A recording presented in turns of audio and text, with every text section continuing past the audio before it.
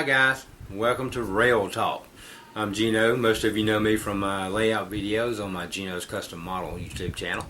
But this is the premiere of episode 1 of Rail Talk. It's our new modeling show, created with you the modeler in mind, we hope. We have assembled an excellent cast of modelers from our community to cover a wide ranging of topics when it comes to modeling. We hope to cover anywhere from scratch building to scene design to painting and weathering. You name it, we'll try to cover it. We encourage you, if you have a question that you want answered by one of our cast members, or you have a topic that you'd like to see covered on Rail Talk, email us at railtalkonline@gmail.com. And I'll give you the address again at the end of the show, and it will also be posted in the show description. But let's just jump right off into this first show. Kicking it off in our first segment will be Vinny from Vinny Built Structures. Most of you know him as BNSF 6951. Vinny is a master when it comes to structure building and scratch building.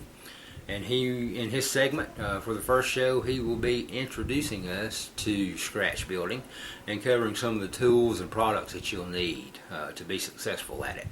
So with his segment, Scratch Building 101, here's Vinny.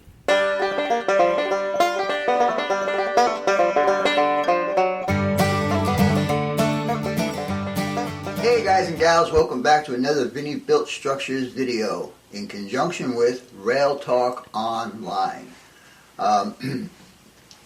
First of all, I would like to thank Gino for inviting me to be part of this project that he's got going on. There's going to be 4 or 5 guys that are going to be involved with this project, and I think most of you guys will know most of the people that will be on the shows. They will all be doing their particular fortes. My forte, of course, you guys know that have been following me on my channel, that scratch building is my forte. Anyhow, we are going to start with the very, very basic stuff that you need to start doing scratch builds, and that is tools and materials. I just want to point one thing out. There are a lot of different techniques out there to do a scratch build. This is the way I do it and how I try to save money when I do it. Anyhow, the shirt you see I'm wearing is available.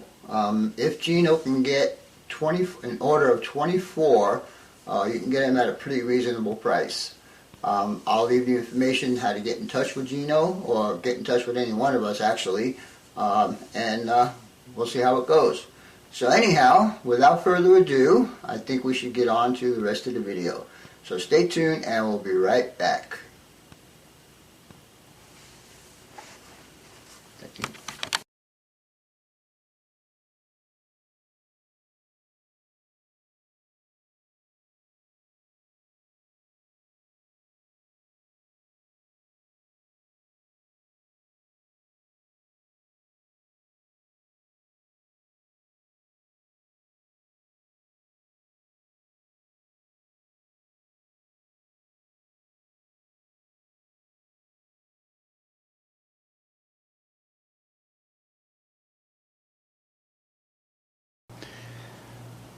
Okay guys, in conjunction with the tools that I showed you that are always with you, you're going to need some other kind of tools to be doing scratch builds. Anyhow, we'll start here at the top. You're going to have a 3-foot steel ruler, you're going to have an 18-inch steel ruler, and you're going to have a 12-inch steel ruler. Now this 12-inch steel ruler is both in inches and metric for you guys that are used to using the metric system. And also a 6-inch metal ruler. I prefer using metal. When you start cutting stuff, you might have a chance to slip. You won't mess up the ruler. Moving on, depending on what scale you're doing, you need a scale rule. This happens to be an inch scale, and it's quite old. It's probably about 20 years old. As you can tell, it's pretty worn out and beat up. HO ruler. I bought this because I started doing some scratch builds, and some of them were HO, so I needed to have a scale rule. A couple of triangles, one with a 45, one with a 30 or a 60, and then a square. For drawing purposes, you'll need, I use a mechanical pencil, but you can use just an ordinary pencil if you'd like, a couple of Sharpies, thick one, thin one, so on and so forth. If you're using a mechanical pencil, make sure you have some extra refills for it, and also in case you want to draw different color lines to distinguish whatever you're doing, you can get some of these Crayola deals. The most important part of the tool collection is this guy right here. This is an eraser. I usually draw out my my plans first. If I make a mistake, I can erase it and redraw it. Anyhow, we'll get to that a little later on. Stay tuned and we'll get to the next part of what you're going to need to do some scratch building.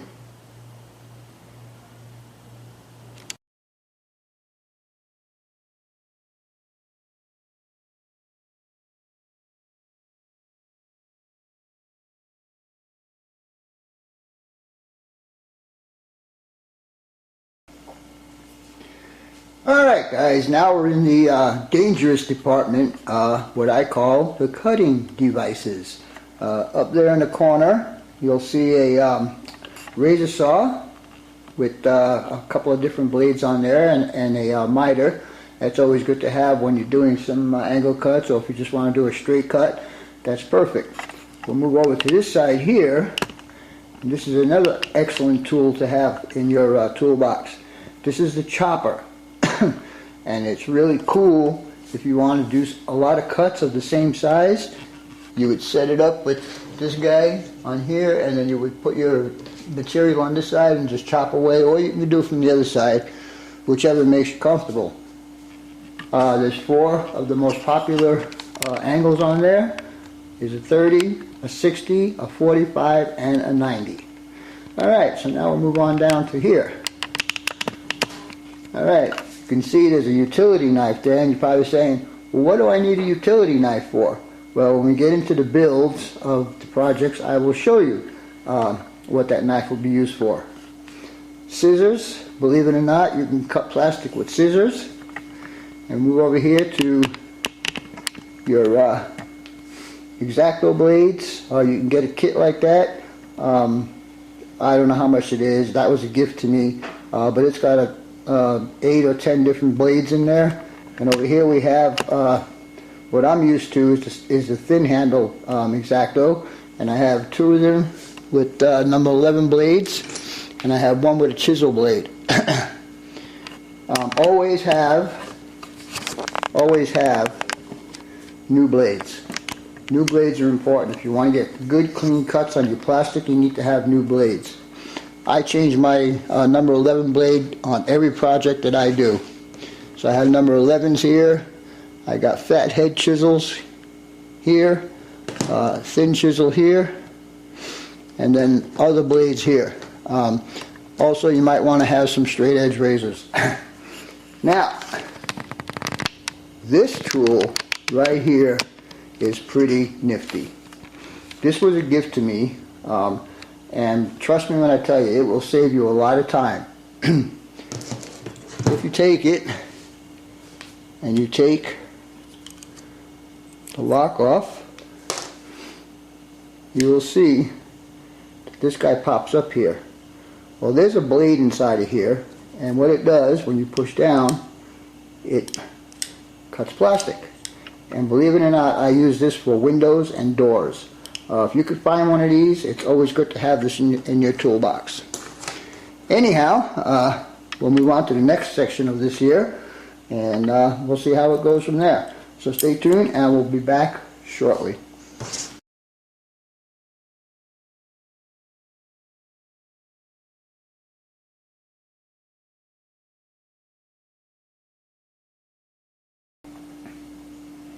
Alright guys, now we're going to move on to making some holes. As you can see, what I have in front of you right now is several different drill indexes. You could buy these at Micro-Mart or Hobby Shop, maybe even Michael's or Joann's or some kind of type of other hobby shop.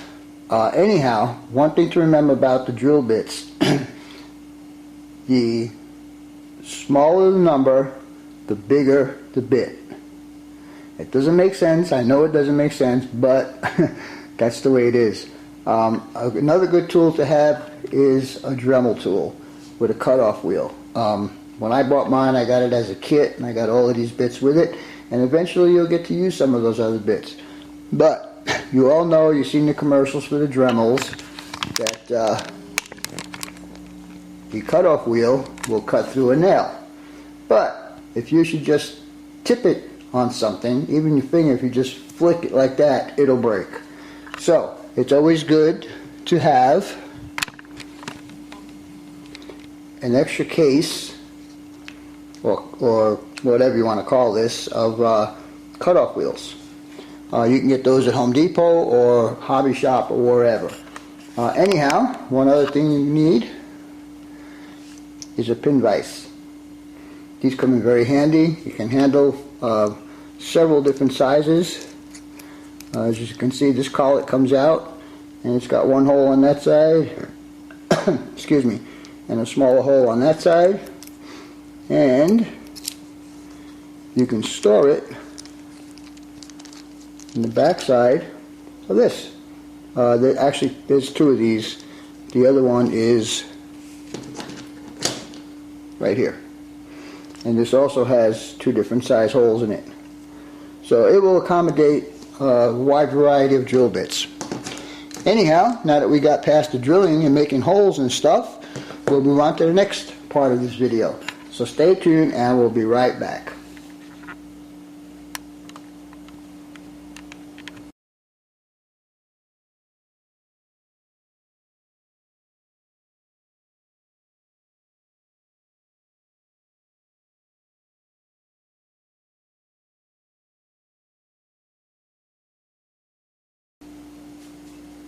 Alright guys, let's smooth the whole thing over. Up at the top, you'll see different sandpapers up there. I believe that's 100, I believe that's a 220, and I don't know, I think that one's like a 3 something. For building plastic models, that's about all you're going to need. Excuse me. What I use the most of is these guys right here. These you can pick up at a beauty salon, a nail place, maybe even Walmart, or any drugstore would have these, or maybe your girlfriend or wife may have some of these laying around that she's not using no more. They come in very handy. I use them the most. If I need to get something a little bit rougher, I go to these right here, and that's an entire set. It's got everything in there, from triangles to half rounds to full rounds to just flats. Everything you might need in that kit. Also, another good thing to have is this guy right here, a sanding block. Now this sanding block is actually a sponge, so it doesn't hurt anything, and it's very, very fine. So you could use this for like doing finishing work. And on a very rare occasion, we would get to use these guys right here. I've used it maybe twice so far, but that's about it. There's really no need for it. You're working with plastic, not steel. Anyhow, we'll continue this video with some other necessities you'll need for doing scratch building. So stay tuned and we'll be back shortly.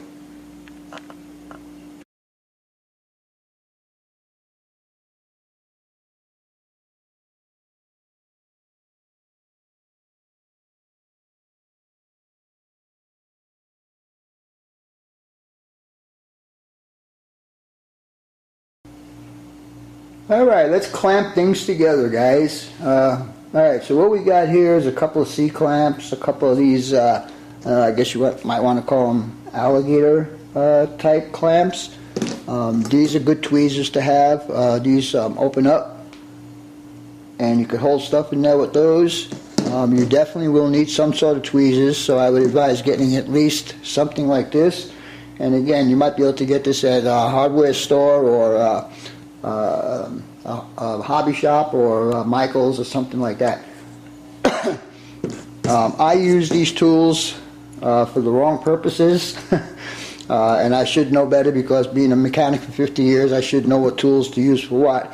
But anyhow, I use a lot of these clamps and stuff to hold stuff while I paint, as you can see.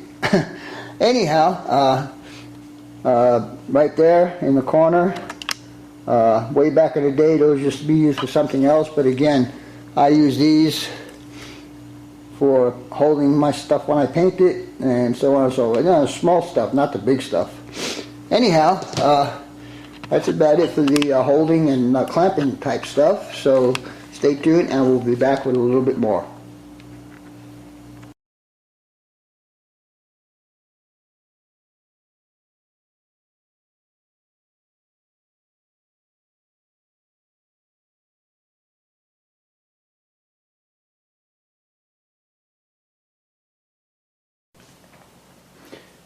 Well, now we're into the gluing materials that we would need. On the right there is Gorilla Glue, and the Gorilla Glue is a gel, and it gives you between 15 and 30 seconds before it sets up. The one next to it, the Jet, is more liquid, and it will set up in approximately 15 to 30 seconds. The Model Master is what I use mainly to do my models. It seems to work very good with both any kind of plastic I've been using, so that's a must for me all the time. Now, there are other manufacturers for glues. Whatever is the best for you guys is up to you. Trial and error is the best way to figure that out. Finally, over here we have this crystal clear adhesive, and this stuff is great when you want to put your acetate inside your windows. This stuff dries perfectly clear. You can actually make a window with this stuff. I have not tried that yet, but it says so on the bottle in the back on the directions that yes, you can make a window out of this. Anyhow, we're going to move on to the next segment of this video, and so we'll be back in a couple of minutes.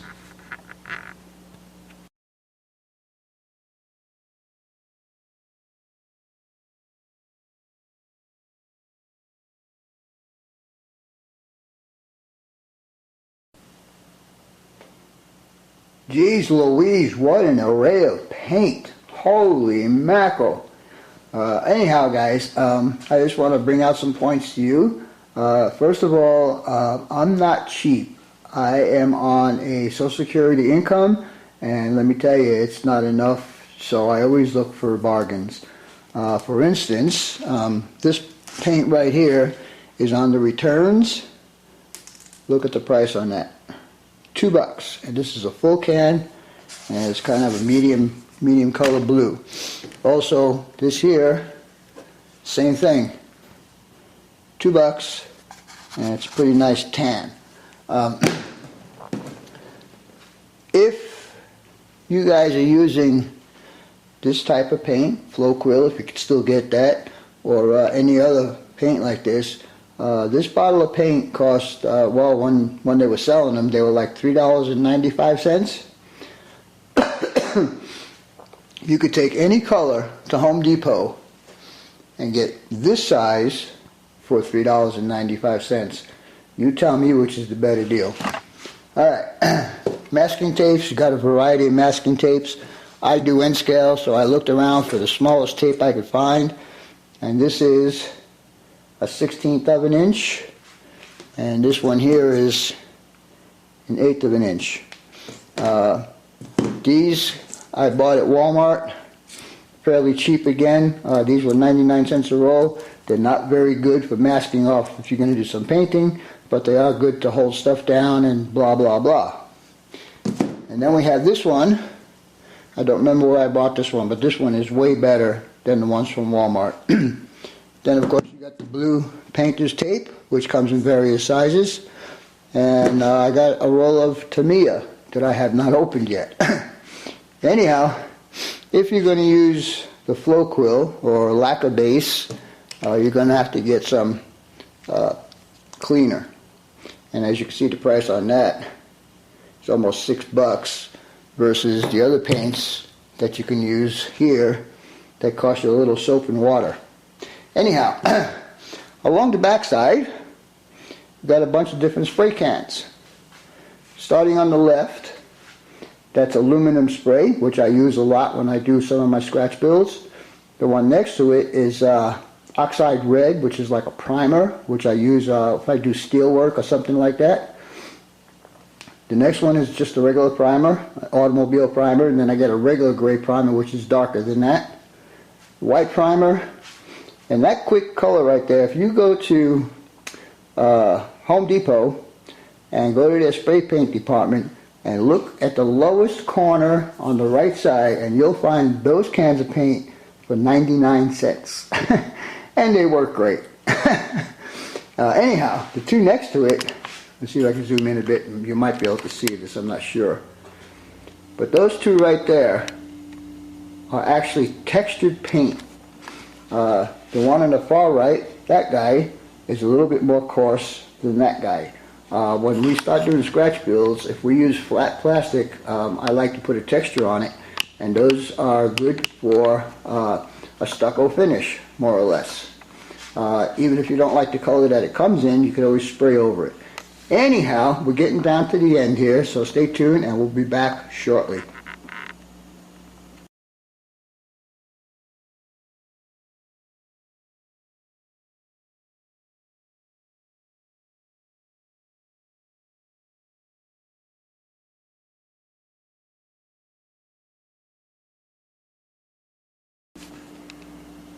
Alright guys, this is the scary part and the most expensive part of a scratch build. Each one of these packages that you see here is $3.59, and depending on the size of the material that's in it will determine how many pieces of that material you will get. But this is all evergreen products, and as you can see, they've got tube, they got rod, I-beams, H-beams, different styrene stripping, angle irons, and so on and so forth. They have a beautiful array of stuff. Like I said, it's $3.59 for each pack. That's probably one of the most expensive parts. Anyhow, this is the second most expensive part right here. Evergreen sells their products in two ways. They sell it in a 6x12 sheet, and they sell it by a 12x24 sheet. And to get the most out of your money, you're better off just buying the 12x24 sheet right there. Anyhow, you can see the size on there. It's 40 thousandths V-groove with 30 thousand spacing. Of course, those come different sizes also. And that's about 20 thousandths thick. Buildings, industrial buildings that I do usually get that. And like I said, they're about 20 bucks per sheet. Then you got these guys here. And these guys, this is a clear plastic, and it comes in different sizes also. This is 5 thousandths thick, and this one here is $4.49. Some stuff you're going to have to buy, and and deal with the prices. Anyhow, I'm going to bring out some other material and show you the next manufacturer that you can get stuff off of. So stay tuned, and I will be right back. And moving right along here, we have some Plastruct products. I got round stack stone, and I got regular rectangular stack stone there. They have a bunch of other kind of textures that you can use to do your structures in. Problem with that is those are real expensive. They're like $12.95 for I think 2 sheets in each pack. But they also have stairs, stair rails, and handrails. Now, in N-Scale, they do not have safety cages, but in HO and larger, I believe they do. So you might want to look into that if you want to put outside stairs or inside stairs in your structure. Up front here, we have a JTT product, and this is a diamond plate. I don't know how well you're going to see, but it is a diamond plate, and I use that quite a bit on some of my structures also. Alright, we're going to move on to the cheap way of building stuff. So stay tuned and we'll be right back. Alright guys, this is the El Cheapo way to do a build. What you see in front of you are for sale signs. Now the bigger one, this one back here, I think is 14 inches by 18 inches. Evergreen's comparable size to this cost about 12 bucks. This cost $8.95. I do most of my big builds on that, and then like I said earlier with the paint stuff, I use a textured paint on it, and I do a texture to give it a stucco finish. So that's finishes are up to you guys. I can't tell you what to do. Anyhow, these guys right here, I think they were $1.99 or just 99 cents. They are available in Walmart, Home Depot, Lowe's, and probably Ace, and probably a whole bunch of different stores might have these. These here I use for my smaller structures, something that's not going to require to be moved around quite a bit, or is not too long or too wide. I would use that. Anyhow, I think that's going to be it for the materials and all the tools you'll need. Stay tuned for my final little spiel that I got for you guys, and we'll see how it goes. So stay tuned, and we'll be back shortly. Alright guys, well I hope you enjoyed Scratch Building 101 Part 1. In the next segment I will be doing a live scratch build, but there's a twist to this one. I want you guys to follow along and actually build a structure. I'll tell you what you need to get started, and we'll go from there. So here we go. For structural support, evergreen product, these are all evergreen products, number 175 or number 176 or number 177. Also you're going to need some styrene strips, number 134 for HO, and I believe it's 122 for N scale. We're not going to do a scale in this, we're just going to do a generic building. It'll be measured in inches. A piece of poster board. I want you to draw out what you're going to actually build, and I'll show you when we get to actually building. I'll show you what we're doing there. And angle iron. Now, remember at the beginning of this video I showed you that one of the most important tools you have in your toolbox are these guys right here. So when you go to the hobby shop, you need to look and see what size angle iron would be appropriate for HO or an N scale. It's not going to really matter for the first build, but that's how we're going to cover up our corners. Anyhow, again, I hope you guys enjoyed this video. Gino, I want to thank you for letting me be part of this project you got going on. For now, that's all folks. BNSF 6951 out. Well, you can't build it if you don't have the plastic to build it, so pick up 2 of the yellow for sale signs at Walmart or whatever. Your total expenditure on this build will be about $20. If you don't have glue and all the tools that you need, it might be more expensive than that. But anyhow, that's it for now. I'm out.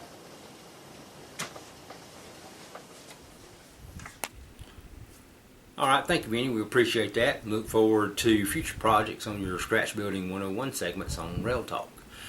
Up next, we'll be talking about airbrushing. It's a subject in the modeling community that I am intimidated by. I'm not proficient with an airbrush, and I'm sure there's a lot more folks out there that are as well. But Derek Glass will be covering in this segment Introduction to Airbrushing for us. And hopefully it will motivate you to go out and get you an airbrush and give it a shot. But with his segment From the Workbench, here's Derek Glass.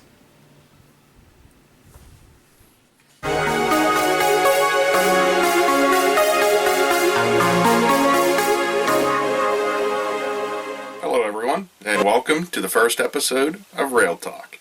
I'm Derek with DG Model Works, and my segment on this show will be titled From the Workbench.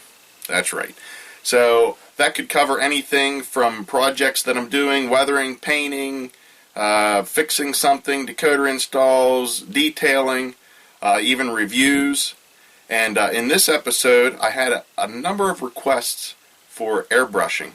And I'm relatively new in airbrushing. I'm definitely not a professional, but I can give you some insight in how to get started in airbrushing for relatively cheap. It doesn't have to be expensive. I know everybody thinks of the cost factor in getting into airbrushing, but it doesn't have to be expensive. Now, you can make it expensive, but for someone just starting out and maybe not getting into painting real in depth, maybe just doing weathering or something like that, it doesn't have to be expensive.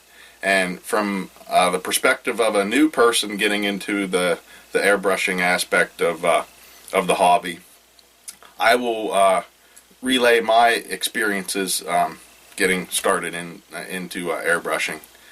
Now, everything I discuss will be based on acrylic paints only, so just keep that in mind as we move forward. Okay, let's start at the floor and work our way up. So that will mean we will discuss the air compressor first. Now you have a couple different options here. If you already have an air compressor at home, then that will be the cheapest route. You don't need a specific airbrush compressor, as long as you have a pressure regulator on it that you can dial back the pressure.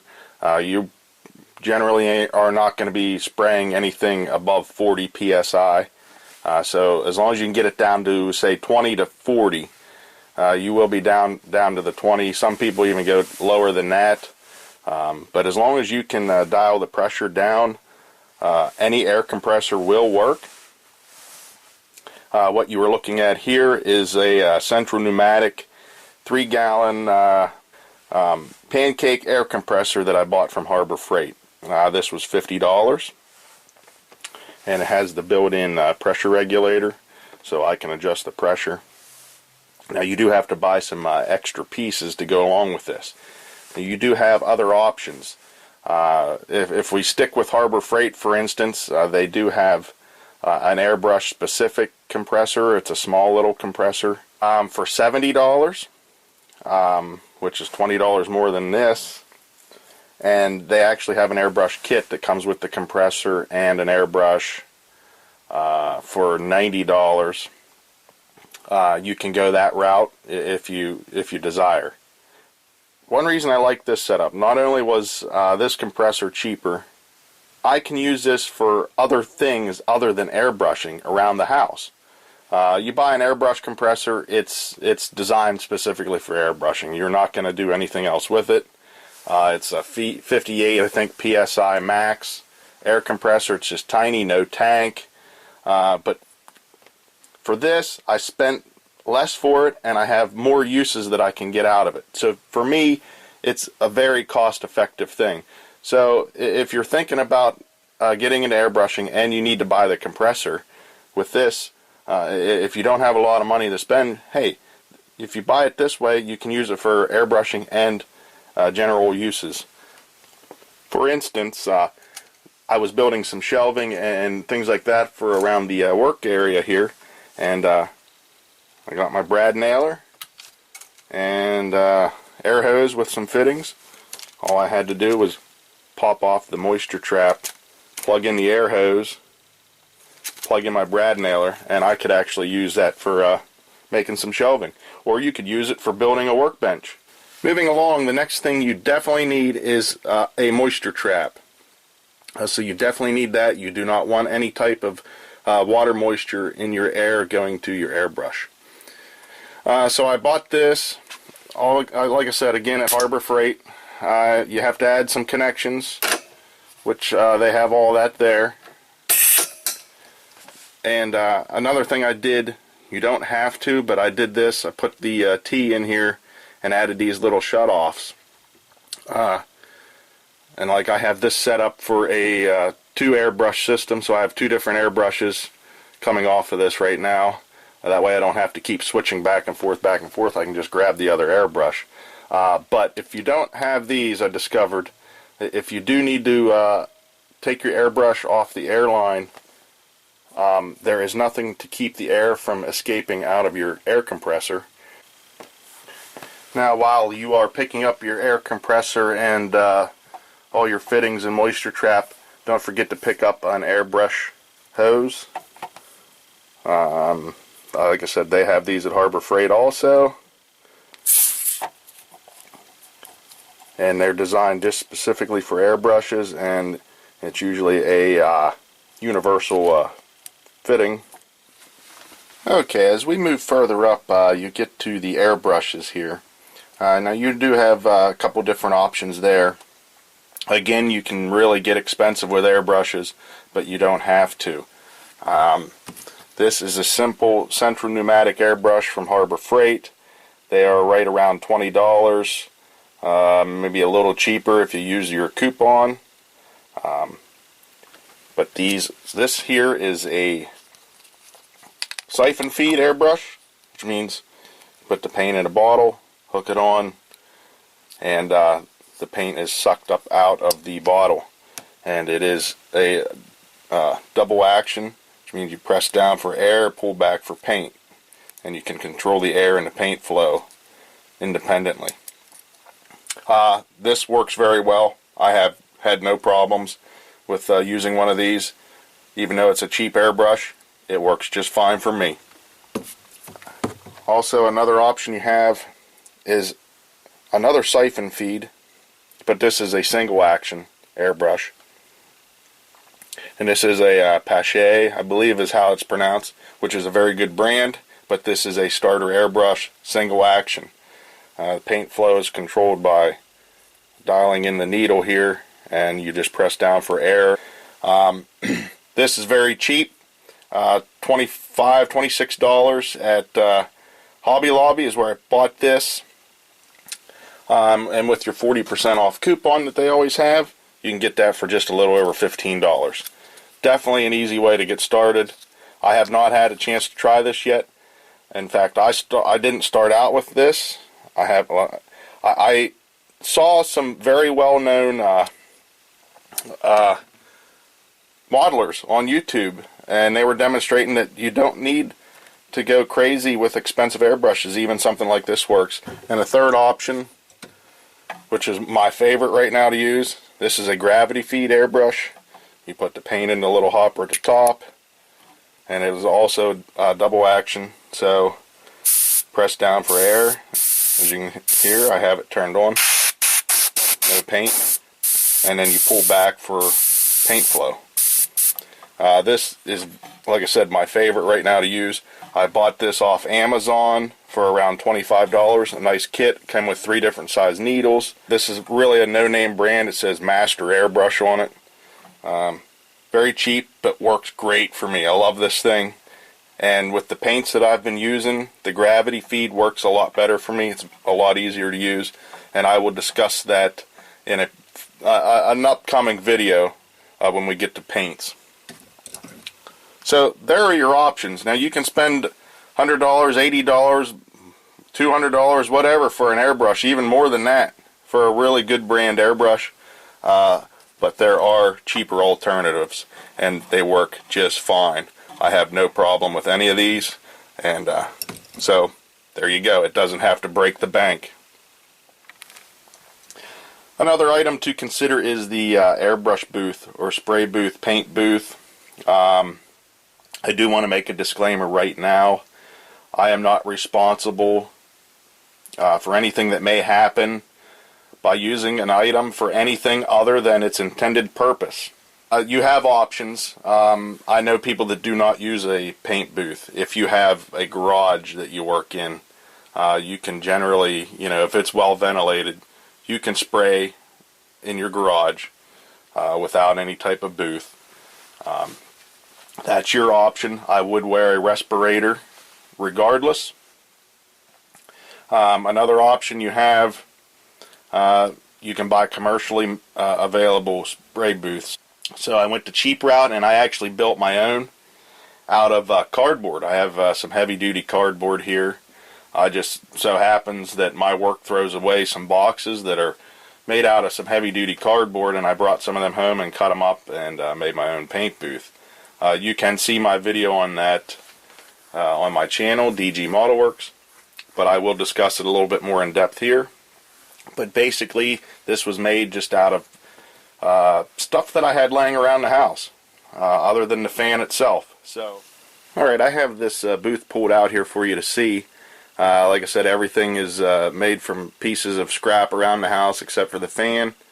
Cardboard, hot glue, that's what's holding that together. It's very sturdy.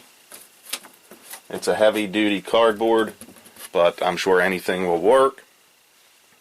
And it's on a homemade base. I had a piece of 2 foot by 4 foot piece of hardboard that I built a nice little framework underneath just to mount the booth to. And the only reason I did that was because I needed something to mount the fan on. This is a simple bathroom fan from Lowe's. It's a cheap $15 bathroom fan. It is a 50 CFM fan, which works. It works okay. If I had it to do over again, they have a 70 CFM for $30. I would have bought that one, and if something ever happens to this, that's what I will replace it with. So take it from my experience, if you go buy one of these, buy at least this 70 CFM one. Now, my disclaimer for this was for this reason only. If you are going to spray anything other than water-based acrylics, then you do not want to buy this fan, because there is a risk of a fire hazard. Because these fans are not designed to pull solvent through. If you use any type of solvent-based paint, you will have to buy a more expensive fan. Please do some research on that. So, if you are using a bathroom fan, even such as this, you are using it as your own risk. That is not my fault if something happens. But with acrylic-based paints, I am not concerned about that issue. Now, you also have the outlet here where you can run a like a dryer hose and hang it out your window to vent it. I have yet to do that, but it is something that I recommend you doing. Now, on the inside, I just have it coated with some, this is just white poster board here to provide some better view, and some foam core board on the inside just for the white base so it is better lighting. And you see the filter that I use. That's just a simple furnace filter. I recommend this type of filter. I initially tried like the what's that, like the blue kind, the blue woven meshy stuff that does not collect the paint very well. It allows a lot of it to go through. This stops the paint particles very well, and it does not hinder the airflow. I really like this, so in fact it's due for a change. You can see that it does a very good job of collecting the spray. Other than that, that is my paint booth, built basically for $15 for the fan and a couple bucks for the filter, which I bought at Dollar General. So there you go. Again, pretty cheap. You have other options. If you look around online, you see people using storage tubs and items like that to make their own spray booth. You have plenty of options to make a homemade spray booth. And again, be careful using any type of fan with a solvent-based paint. I would hate to see anything bad happen because of going the cheap route there. So there you go. That's how you can get started into airbrushing relatively cheap. Now, I want to close this segment up talking about a couple other items you can purchase, especially if you're going to go to Harbor Freight. You can get one of these airbrush cleaning bottles. It's great for spraying all your overflow and extra paint and airbrush cleaner out into this as you're cleaning. That way it's not floating around the air. So you can pick that up for about $6, and it's a good thing to have. Also pick up some either latex, vinyl gloves, such as that, for whenever you're painting. That is pretty much an essential there. And last but not least, I really suggest you pick up a respirator. You can get that also at Harbor Freight. They have these for $17, and they are well worth the money. And I recommend you wear one even if you have a nice paint booth, because you will still get a little bit of residual, I want to call it blowback, here and there, and so especially if you're painting with solvent-based paints, definitely wear a respirator. All right, thank you for tuning in to my segment and to Rail Talk. On my next video and segment on this, I will be showing you how to take this and turning it into this.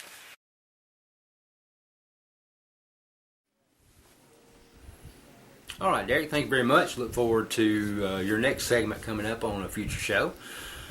Up next, we have from the T&L Shops, Mr. Mark Turner. A lot of you know him from his YouTube channel, Turner Lewis Railroad. Mark is going to be covering weathering and detailing for us in his segments on the show. And for the premiere show, he will be starting a build of a static locomotive display. So, from the T&L Shops, here's Mark Turner.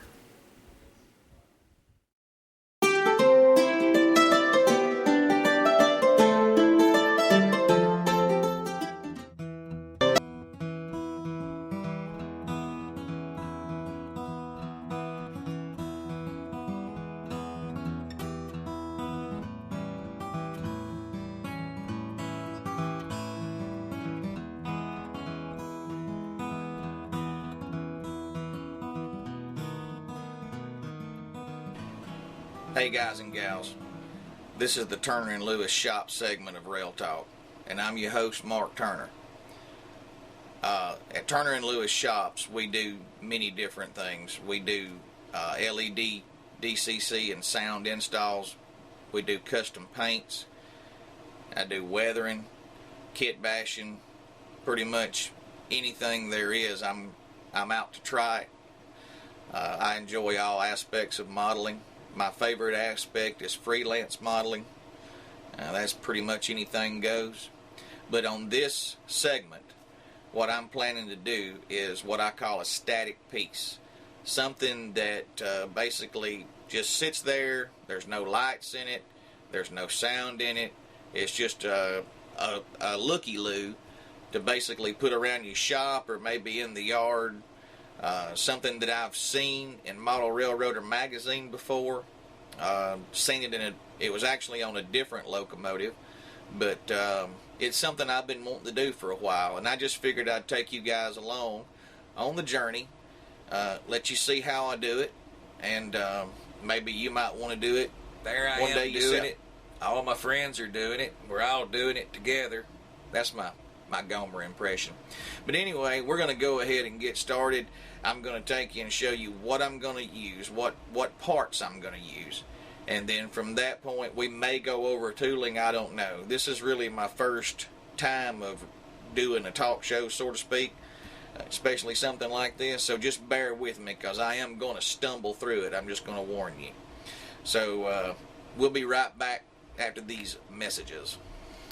Sunday, Sunday, Sunday only. Come on down to Push It, Pull It Used Locomotive Emporium, where we have the best deals on 8 or 12 wheels. No money down, but you can push it or pull it away. Located 200 yards south of Brookside, Alabama, way out in the woods, where we don't just ride the rails, we jump off of them. Located by the caboose with the window that's knocked out of it. Just look for the sign. Okay, this is what I have in mind for this project. I'm going to take this unit, and this is a Proto Lifelike unit. It's one of the older style. The motor in it's gone. A friend of mine gave it to me.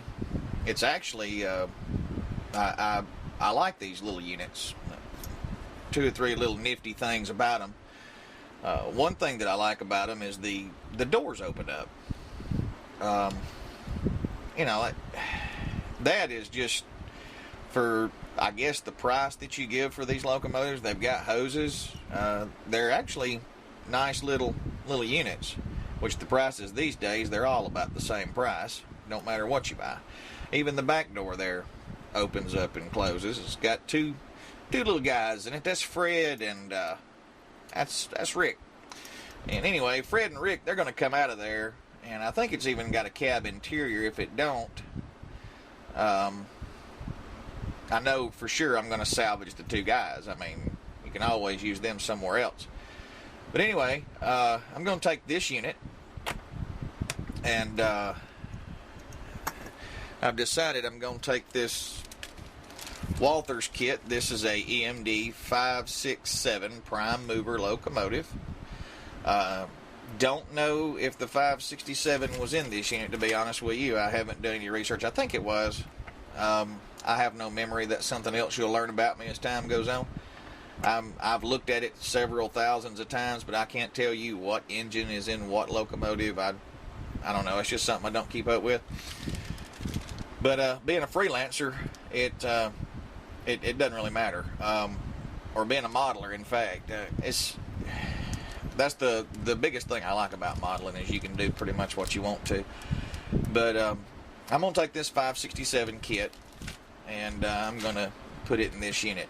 I know that in Model Railroader, a guy took a unit similar to this, and he put that kit in there and took some pieces out and put the structural pieces in there. And I saw that a while ago, and I thought, that'd be something neat. Well, when I was approached with doing this talk show,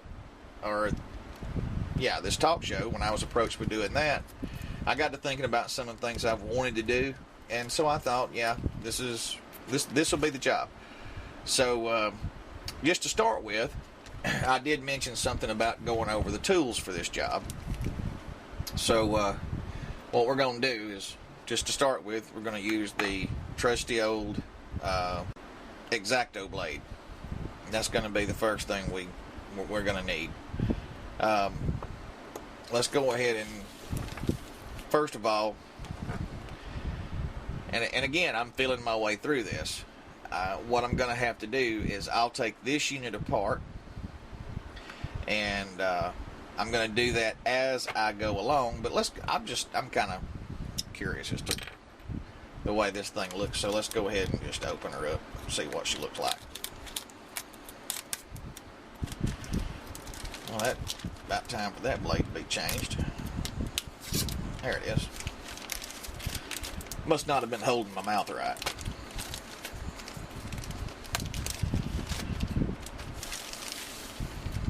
Don't need that bag.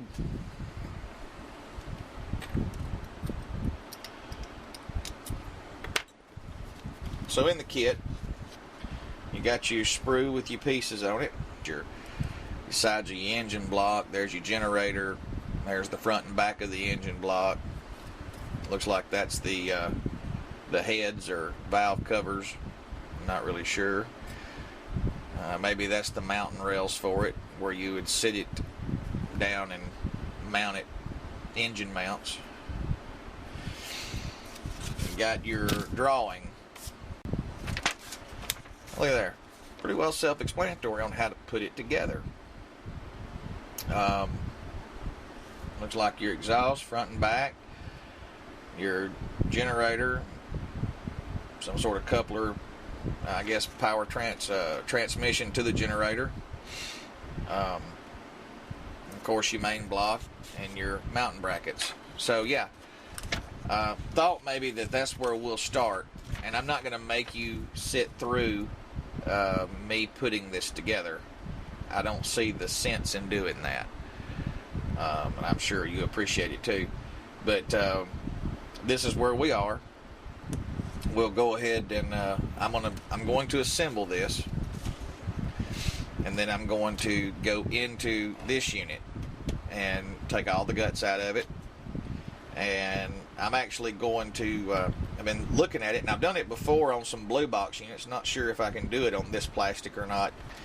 But anyway, I'm going to take, instead of using the Canon company doors, I'm going to attempt to just cut these doors open and open the door. I've done it before on a blue box as far as making the front door open. The only thing about that is you can't open and close it too much or it'll break. It's not on a hinge, it's on a piece of plastic. We'll be back after I get the parts cut out and get it all glued together, and then we'll go from there. How's that sound? Be right back. Brought to you by LocoGo, to aid with railroad elation, exhilaration, and excitement. Take 2 before every train show and rail fanning expedition. Take as prescribed by your locoologist. Side effects are drooling, eyes crossing, constant smell of diesel, coal, or steam burning, constant horns blowing, bells ringing, clickety-clack in the inner ear, loss of sleep, locomotive hallucination, shortness of breath, hammer-toe, divorce, separation, or bankruptcy. After dosage, anyone that experiences tremors, shakiness, weakness of knees after seeing or hearing a locomotive for 4 hours or longer must see their locoologist as soon as possible. Use LocoGo. Okay, so I went ahead, and while I was putting the motor together, I removed the motor and the weight from the chassis, just to go ahead and prepare that. I went ahead and I put the motor together, and just from my understanding, these are the exhaust, mufflers, valves, or the rack. That is your electrical generating, your turbine, I guess is what you could call it, a turbine or generator. And of course the block. And this is actually going, the width wise, it will fit. But with the motor mounts on the bottom, it's not going to, your 2 exhausts are supposed to actually sit right here where these 2 exhausts are. And it's not going to go up in there far enough where the shell is actually going to sit down. Well, it needs to be this way. Air tanks go to the back. And it's just not going to, even if you slid it up a little bit, it's not going to allow it to sit down there. It's just too high. So what I'm going to do, and this is going kind of drifting back to the tools, I have a set of calipers. These are digital calipers that I actually was fortunate enough to find at a yard sale. And they work. Surprisingly enough, they work nicely. These calipers can actually read in millimeter. I don't know if you can see that or not. Or in inches. Kind of move it side to side. Maybe you can see it. And it has a zeroing out. Locked up. Has a zeroing out button where you zero it out to sort of calibrate it, where you have a starting point. Okay, so anyway, using calipers, you can use them in quite a few different ways. You can measure the outside diameter using these 2 jaws, like if I want to measure the outside diameter of this chassis, just check it out there on the inside. You can also use the top jaws to measure the inside of the shell. And not only that, but you have a depth gauge right here at the bottom, and as that's sliding out, your jaws are opening, both outside diameter and inside diameter jaws are opening to give you whatever measurement that is there and to there, same thing. So I'm going to use these to actually gauge the inside of the shell and see how deep it is, just to see what we're up against. I'm going to lock this down. And it's at 1.2460 inches. And actually, I don't like to use inches. So let's transfer that to millimeters. 31.64 millimeters. Alright. So at 31.64 millimeters, let's see what the motor and the motor mount brackets are going to read. 31.64 to the top of the mufflers. Right here. From the bottom to the top. Now this is of course the lowest point, and this is not the highest point. The exhaust stacks are the highest point. So I'm kind of in a quandary here. I'm going to have to decide whether to remove the motor mount I-beams or simply cut off the exhaust. If you want to comment in the bottom what you would do, that's fine. Let me know if you would. I mean, I just looking at it, the generator is actually lower than the bottom, or yeah, it's lower than the bottom of the engine block. So even if you removed, if you can see there, if you removed the I-beams, you wouldn't be gaining but probably 1/16 of an inch in height.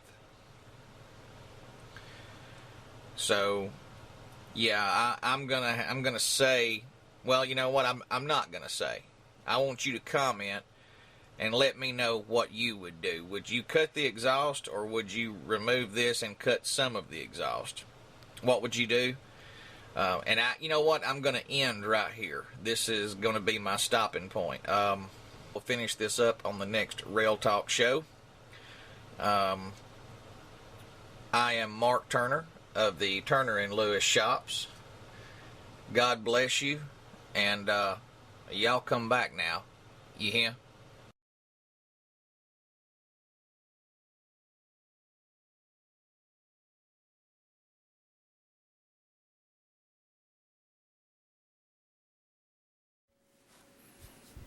All right, thank you very much, Mark. We look forward to part 2 of your build in episode 2. Now, in our subscriber spotlight, this is a segment of the show where we feature videos from you, the viewer.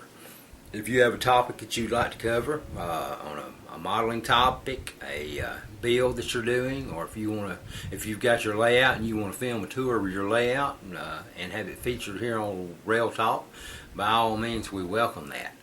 But for the very first subscriber spotlight, we have Tony Hubbard from the E&K subdivision, his CSX themed layout. Tony is going to be doing a segment on boxcar roof weathering. So here is Tony.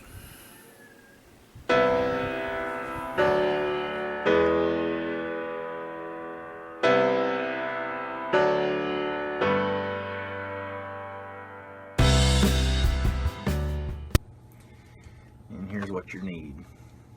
I use all acrylics, raw sienna, burnt sienna,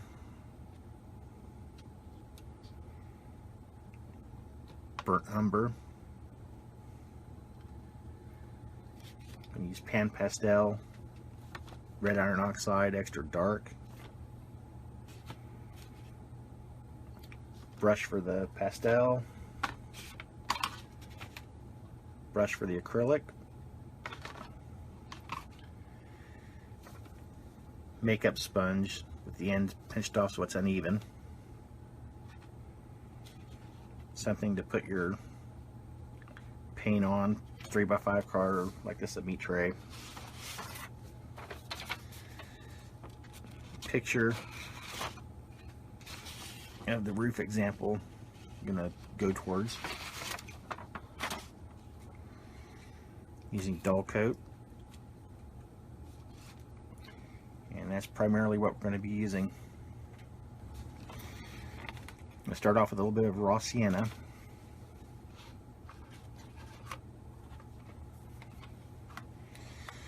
And this is the box car. It's got a silver roof,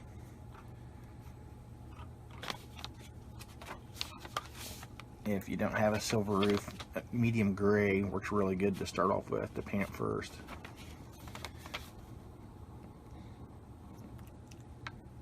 I'm going to hit the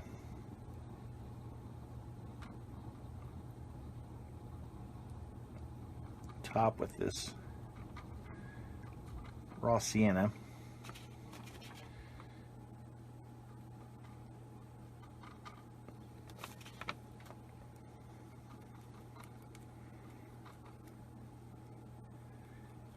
So you go across all the way.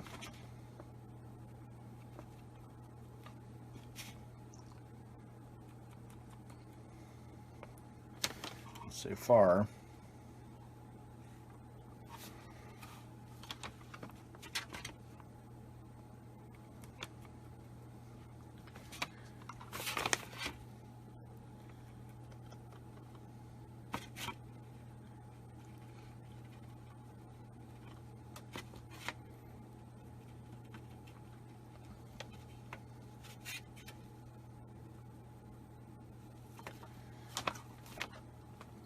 that's what we're going to look like so far.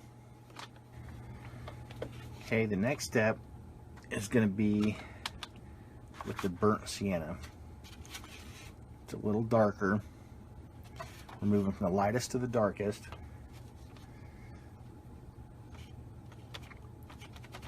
And I'm going to use the makeup sponge again. Kind of hit some of the areas that we hit before, right on top of it.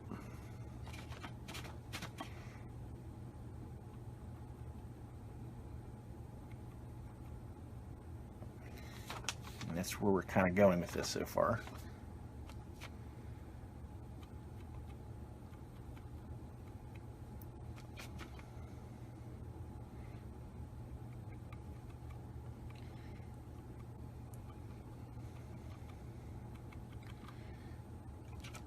Some spots can be a little darker than others. That's okay.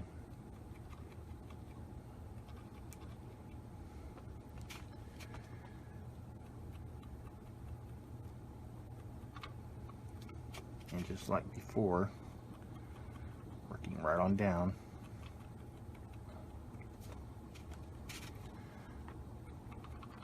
From one end to the other.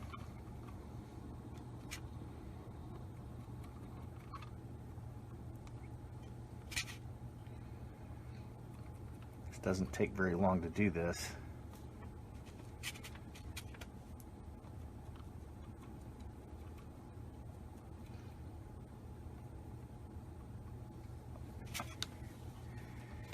And this is where we're at with this right now.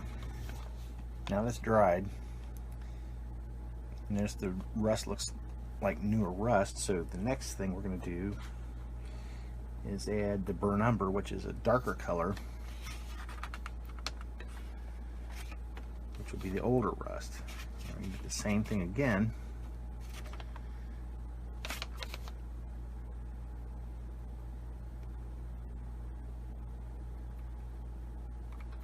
And won't get totally as much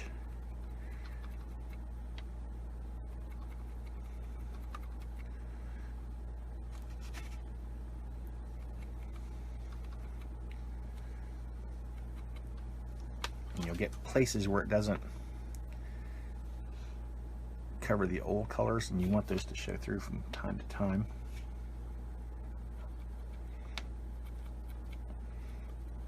You'll have your different layers of rust showing through the newer to the older.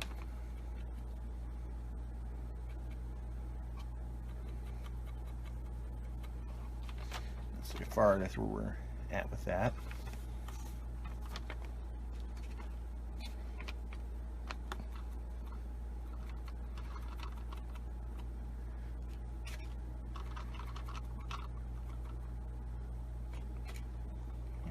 Before, all the way down from one end to the other.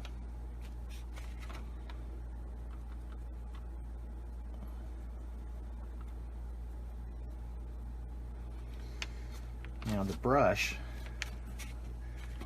might step on a little bit just to get the some of the spots evened out.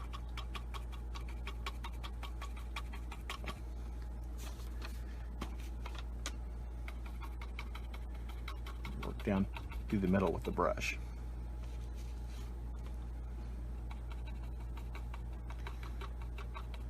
You might get little spots like that one where you see in the photos. Sometimes you'll get a spot that just stands out on its own.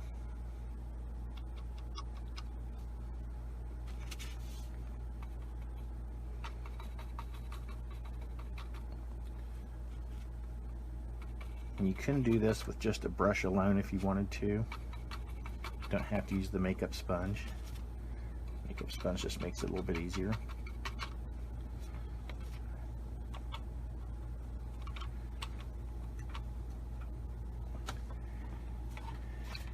And that's where we are right now with this. Okay, the next step in color, went ahead and dried the paint. So far, it's where we're at. Next step of color is going to be the Pan Pastel Red Iron Oxide Extra Dark. I'm going to use a fan brush just because to blend it in. But what I'm going to do is just go right down over the spots we've painted and blend it in as it goes. And the silver color, if you do this, will get a little not as bright after you do this, which is why sometimes it's better just to start with a gray color to paint your roof beforehand. I'm going right on the top with this.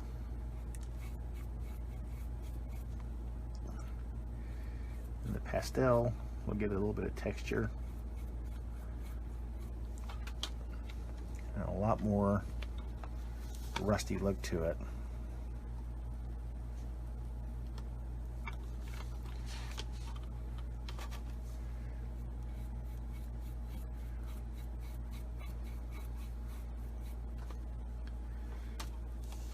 So we'll kind of look like what we're aiming at with the picture. A little bit of silver showing through where it's not rusted in all the spots evenly. And then just double check the roof, make sure we got it all blending just right all the way down.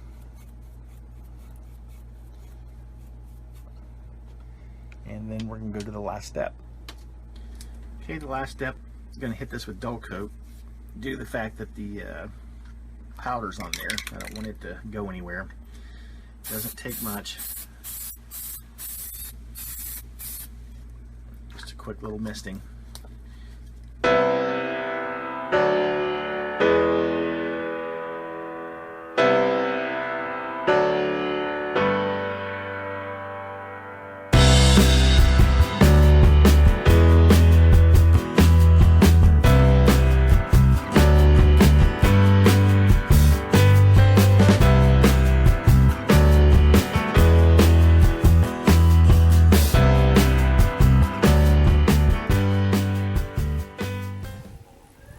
All right, Tony, thank you very much. We appreciate your submission to our subscriber spotlight. And for your submission, you will be receiving a Rail Talk t-shirt in the mail.